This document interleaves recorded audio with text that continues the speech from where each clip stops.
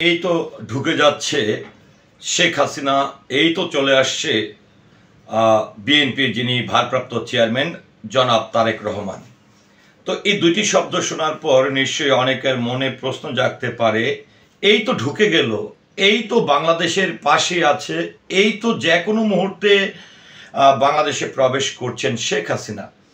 তো দুইটি শব্দ আমি ব্যবহার করেছি, নিশ্চয়ই আপনারা দেখেছেন। সেটা হচ্ছে এই তো ঢুকে গেল, এই তো এসে গেল। অর্থাৎ সম্প্রতি সময়ে সামাজিক যোগাযোগ মাধ্যমের কিছু আলোচ্য বিষয়, কিছু মজাদার কিছু ঘটনা বা স্ট্যাটাস হচ্ছে এরকম। তো আমি একটু বলতে চাই যে গত 5ই আগস্টের গণ অভ্যুত্থানের মাধ্যমে সাবেক যে আওয়ামী লীগের নেত্রী বা প্রধানমন্ত্রী শেখ হাসিনা, তিনি কিন্তু সে গণ অভ্যুত্থানের দিনই তিনি দেশ ত্যাগ করে পার্শ্ববর্তী রাষ্ট্র ভারতে আশ্রয় নিয়েছেন। তো তারপরে ভারতে আশ্রয় নেওয়ার পরে বর্তমান অন্তর্বর্তীকালীন সরকার দায়িত্ব গ্রহণ করেন ডক্টর মোহাম্মদ ইউনূস মহোদয়ের নেতৃত্বে। তো এরপর আরেকটি বিষয় হচ্ছে যে এই 5ই আগস্টের পরে আমরা দেখেছি গত 16-17 বছরে যে আওয়ামী লীগের আমলে, অর্থাৎ আওয়ামী লীগ দীর্ঘদিন তারা ক্ষমতায় ছিল, তাদের আমলে বিএনপির উপর বিভিন্ন ধরনের মামলা এবং বিভিন্ন ধরনের অভিযোগ, বিশেষ করে মামলার কথাই বলবো, মামলায় একদমই বিএনপির প্রত্যেকটা নেতৃবৃন্দ জর্জরিত। তো এবং যেটি হচ্ছে যে আওয়ামী লীগ ক্ষমতার আগেই কিন্তু জনাব তারেক রহমান সাহেব কিন্তু তিনি সেই ফখরুদ্দিন সরকারের আমলে, কেয়ারটেকার গভর্নমেন্টের আমলে তিনি কিন্তু দেশ ত্যাগ করেছিল। তো এই 5ই আগস্টের পরে আমরা দেখলাম যে তারেক রহমানের বিরুদ্ধে যে সকল মিথ্যা মামলা ছিল, সে 21শে আগস্ট থেকে শুরু করে অনেক মামলা, প্রায় কয়েকশো মামলা ওনার বিরুদ্ধে ছিল। এক এক করে কিন্তু ন্যায় বিচারের মাধ্যমে তিনি সকল মামলা থেকে অব্যাহতি পেয়েছেন। তারপরে অনেকেই কিন্তু একটি জিনিস খুবই অনেকেই চিন্তা করছিল, যেহেতু 5ই আগস্টের মাধ্যমে আওয়ামী লীগ সরকারের পতন হয়েছেন এবং বাংলাদেশের ইতিহাসে দেশ ছেড়ে পালানোর ঘটনাটি কিন্তু সাবেক প্রধানমন্ত্রী শেখ হাসিনা। তো এই মিলিয়ে যেটি হচ্ছে যে অনেকেই ধারণা করছিল যে তারেক রহমান মহোদয় তিনি কিন্তু যে কোনো সময় বাংলাদেশে প্রবেশ করবেন। কিন্তু আলটিমেটলি আমরা যেটি দেখছিলাম যে তারেক মহোদয় সাহেব তিনি কিন্তু বিদেশে বসে আগেও যেরকমভাবে দল পরিচালনা করেছেন এবং এখনও কিন্তু ঠিক সেইভাবেই তিনি দল পরিচালনা করছেন। পাশাপাশি তার যে নেতৃবৃন্দ রয়েছেন, তার যে কর্মীরা রয়েছেন, তাদেরকে বিভিন্নভাবে কিন্তু সচেতন করার চেষ্টা করছেন, জনগণের কাছে যাওয়ার চেষ্টা করছেন, দলকে একদম সকল দুর্নীতিমুক্ত রেখে কাজ করার তিনি কিন্তু টিপস দিচ্ছেন, অর্থাৎ মেসেজগুলো তিনি দিচ্ছেন। এবং সেখান থেকে বিভিন্ন ধরনের বিভাগীয় যে সভাগুলো রয়েছে, জেলা সভাগুলো রয়েছে, নেতৃবৃন্দদের সঙ্গে তিনি কনফারেন্সের মাধ্যমেই কিন্তু তিনি মিটিং করছেন। অন্যদিকে কিন্তু 5ই আগস্টের পরে এই হয়তো কয়েকটি দিন যাওয়ার পর থেকে দেখছিলাম যে সামাজিক যোগাযোগ মাধ্যমে বিভিন্ন রকম গ্রুপ থেকে, বিভিন্ন ধরনের পেজ থেকে কিন্তু একের পর এক এই ধরনের ভুয়া তথ্য, যে এই তো প্রবেশ করলো শেখ হাসিনা, এই তো চলে আসলো শেখ হাসিনা, এই তো কালকে আগামী শুক্রবারে এই ঘটতে যাচ্ছেন, একদিন পরেই বাংলাদেশে এই হতে যাচ্ছেন, সেনা অভ্যুত্থান হতে যাচ্ছেন বাংলাদেশে, অনেক ধরনের এরকম একের পর এক। আমার মনে হয় যে সামাজিক যোগাযোগ মাধ্যমটা এমন হয়ে গেছে যে একদমই ভারতের রিপাবলিক বাংলা চ্যানেল যেরকম হচ্ছে যে মোদির বিপক্ষে যতগুলো দল রয়েছে তাদের বিরুদ্ধে যেরকম অপপ্রচার চালায়, বাংলাদেশের সার্বভৌমত্বের উপর আঘাত আনার জন্য যে কার্যক্রমগুলো চালায়, তদ্রূপ কিন্তু বাংলাদেশেরও সামাজিক যোগাযোগ মাধ্যম ব্যবহারকারী যারা রয়েছেন, যারা হয়তো আওয়ামীপন্থী বা আওয়ামী লীগকে পছন্দ করেন, তারাও কিন্তু এই ধরনের নামে বেনামে বিভিন্ন গ্রুপ থেকে, পেজ থেকে কিন্তু একের পর এক তথ্যগুলো প্রচার করছেন। কিন্তু একটি বিষয় হচ্ছে যে আমি একটু আসলে একদমই নিরপেক্ষভাবে যদি বলতে চাই যে আমরা যেটি দেখেছিলাম যে তারেক রহমান সাহেব তিনি কিন্তু অনলাইনের মাধ্যমে অনেকগুলো জনসভা করেছেন, অনেক নেতৃবৃন্দদের সঙ্গে তিনি টেলিকনফারেন্সের মাধ্যমে তিনি কিন্তু সভা করেছেন, দিক নির্দেশনা দিচ্ছেন। কিন্তু একটি বিষয় হচ্ছে যে তফাৎ হচ্ছে তারেক রহমান আর হচ্ছে অন্যদিকে যদি সাবেক প্রধানমন্ত্রী শেখ হাসিনার কথা বলি, এই দুইটি জায়গায় এসে আমার যেটি মনে হয়েছে যে আসলে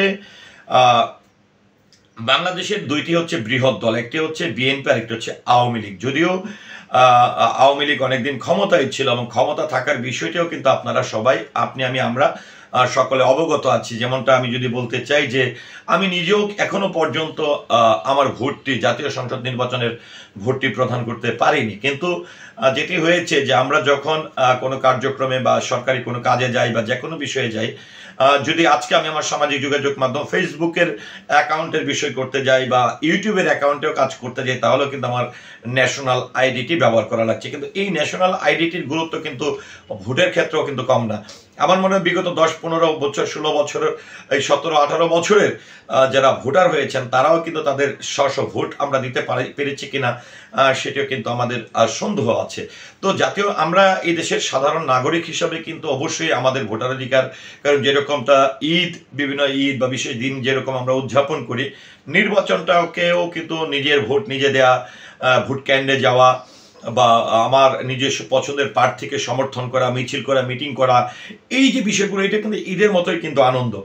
তো যেটি আমি যে প্রসঙ্গটি নিয়ে আমি একটু কথা বলতে চাচ্ছিলাম যে এই যে ফেসবুক খোলার পরেই এই যে স্ট্যাটাসগুলো দেখেন, আসলে ফেসবুকটা তো শুধু বাংলাদেশের জন্য না, বা এই যে আমরা বিভিন্ন সময় বিভিন্ন ধরনের ভুয়া তথ্যগুলো প্রদান করি সেটিকে কেবলমাত্র বাংলাদেশের মানুষ দেখেন না, ন্যাশনালি কিন্তু ইন্টারন্যাশনালি কিন্তু এই ফেসবুক কিংবা সামাজিক যোগাযোগ মাধ্যম, তো সেই জায়গায় এসে আমরা এই যে বিভিন্ন ধরনের ভুয়া তথ্যগুলো প্রচার করি, বাংলাদেশের সার্বভৌমত্বের উপর কিন্তু এক ধরনের আঘাত আসার সামিল। কিন্তু কারণ আমি যদি বাংলাদেশের নাগরিক হই, বাংলাদেশের মানুষ হই, অবশ্যই বাংলাদেশকে ভালোবাসতে হবে। দলকে যেরকমটা আমরা ভালোবাসি, নিশ্চয়ই আমি আমার রাষ্ট্রকে এর চেয়ে বেশি আমাকে ভালোবাসতে হবে। কারণ এই রাষ্ট্রে শুধুমাত্র যে আমার দলের মানুষ বসবাস করে তা না, আমার আত্মীয় স্বজন, আমার পরিবার পরিজন, এবং 1971 সালে অনেক শহীদের রক্তের বিনিময়ে, অনেক বিসর্জনের মধ্য দিয়ে কিন্তু এই দেশটি স্বাধীন হয়েছে।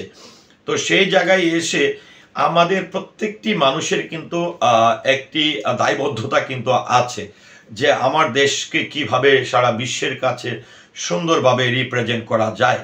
তো এখন আমি একটু যদি আবার একটু ফিরে যাই পূর্বের কথাটিতে, যে এই তো চলে এসেছে, এই তো প্রবেশ করছে। হ্যাঁ, আমরা সাবেক প্রধানমন্ত্রী শেখ হাসিনা তিনি ক্ষমতাচ্যুত হওয়ার পরে তিনি একদমই ভারতে কিন্তু এখনো পর্যন্ত অবস্থান করছেন। আমরা শুনেছি দিল্লি থেকে তাকে সরিয়ে অন্য কোনো জায়গায় নিয়ে যাওয়া হয়েছে, এবং সর্বশেষ যদি এই মার্চ মাসের কথা বলি 2025-এ জনাব তারেক রহমানের যতগুলো মামলা ছিল সকল মামলা থেকে তিনি কিন্তু খালাস পেয়েছে। তারপরেও কিন্তু আমরা দেখছি না যে তারেক, কারণ একটি জিনিস হচ্ছে যে সাবেক প্রধানমন্ত্রী শেখ হাসিনা তিনি কিন্তু অনেকটাই আত্মগোপনে আছেন। তাকে আমরা কি কেউ আদৌ পর্যন্ত কোনো ভিডিওতে দেখতে পেরেছি, বা তিনি কি একদম সরাসরি এসে কোথাও সাক্ষাৎকার দিয়েছেন? তাহলে আমরা আসলে এই খবরগুলো কোথায় পাই? কিন্তু আসলে কি হচ্ছে যে আমরা যারা বাংলাদেশে বসবাস করছি, হয়তো এমন যারা আসলে দুর্নীতি করেছেন, যারা এই দেশের জন্য ক্ষতিকারক ছিল, বা যারা দলের সুবিধা নিয়েছেন, তারা কিন্তু দেশ ত্যাগ করে শেখ হাসিনার সঙ্গে কিন্তু চলে গেছেন, বা শেখ পরিবারের, আপনারা দেখেন শেখ পরিবারের কয়জন গ্রেফতার হয়েছে, চলে গেছেন। তো সেখানে আমরা যারা নিরীহ মানুষ রয়েছে, আসলে কোনো দলকে সমর্থন করা কিন্তু অন্যায় না। আমি আওয়ামী লীগ করতে পারি, আমি বিএনপি করতে পারি, কিন্তু বিষয়টা কি হচ্ছে যে যখন সাধারণ মানুষ পারস্পরিক সম্পর্কটা বৃদ্ধি হচ্ছিল এবং যারা আসলে সুবিধা ভোগ করেছেন তারা দেশ ছেড়ে তো এমনিই পালিয়ে গেছেন, কিন্তু এই যে ভুয়া তথ্যগুলো প্রচার করে যেটি হচ্ছে যে একটি অস্থিতিশীল পরিবেশ তৈরি করার একটা মানে অবস্থা হচ্ছে, এতে করে কিন্তু রাষ্ট্রের যেরকম ক্ষতি হচ্ছে আমাদেরও কিন্তু ক্ষতি হচ্ছে। তো এই যে চলে আসছে আগামী শুক্রবারেই এমন হতে যাচ্ছে, রাত 12টার পরে এমন হতে যাচ্ছে, এগুলো করে আসলে আমরা আমাদের শুধু দেশেরই ক্ষতি করছি না, সারা বিশ্বের কাছে কিন্তু আমরা অনেক ছোট হচ্ছে, এবং আমাদের এটি কিন্তু আমাদের দেশের সার্বভৌমত্ব কিংবা রাষ্ট্রের জন্য অনেক ক্ষতিকর। তো আমি একটা জিনিস রিকোয়েস্ট করবো, আমরা আসলে যেই দলের সমর্থনে থাকি না কেন, এই যে ভুয়া তথ্যগুলো, হ্যাঁ, সামাজিক যোগাযোগ মাধ্যম আমরা ভালো কাজেও ব্যবহার করতে পারি, খারাপ কাজেও ব্যবহার করতে পারি, তবে আমি রিকোয়েস্ট করব যে আসলে পরিস্থিতিকে ঘোলাটে করার জন্য বা রাষ্ট্রের ক্ষতি করার জন্য আমরা এমন কিছু করব না। আরেকটি জিনিস হচ্ছে যে নিশ্চয়ই যেমনটা তারেক রহমান সাহেব তিনি কিন্তু প্রতিনিয়তই তিনি তার সামাজিক যোগাযোগ মাধ্যমে অ্যাক্টিভ রয়েছেন, বা বাংলাদেশের তাদের দল থেকেও কিন্তু বিভিন্ন সময় তারা কিন্তু ব্রিফ করছেন গণমাধ্যম কর্মীদেরকে, দেশবাসীর উদ্দেশ্যে কোথাও কিন্তু বলা হচ্ছে না যে তিনি কবে চলে আসবেন, বা তারেক রহমান সাহেবও কিন্তু এমন আমি দেখি নাই যে কোথাও এসে, বরং তিনি কিন্তু দলের নেতা কর্মীদেরকে জনগণের কাছে যাওয়ার জন্য এবং জনগণের আস্থা অর্জন করার জন্য কিন্তু তিনি অনেক বেশি জোর দিয়েছেন। তো আমি যেই দলই করি না কেন, আমি একটি জিনিসই বলবো, আমি আমার ভোট দিতে পারিনি, এই আশা করছি সামনে আমি আমার ভোটটি প্রদান করতে পারবো। আর এই যে চলে আসলো, এই যে হয়ে যাচ্ছে, সে হয়ে যাচ্ছে, আমরা সকল ধরনের ভুয়া তথ্য প্রচার থেকে বিরত থাকি, সকল ধরনের গুজব থেকে বিরত থাকি। রাষ্ট্রের দায়িত্ব যেরকম রাষ্ট্রনায়কদের রয়েছে, রাষ্ট্রের দায়িত্ব কিন্তু আমাদের প্রত্যেকটি নাগরিকেরও আছে। তো ধন্যবাদ সবাইকে আমার পুরো ভিডিওটির সঙ্গে থাকার জন্য। আসসালামু আলাইকুম।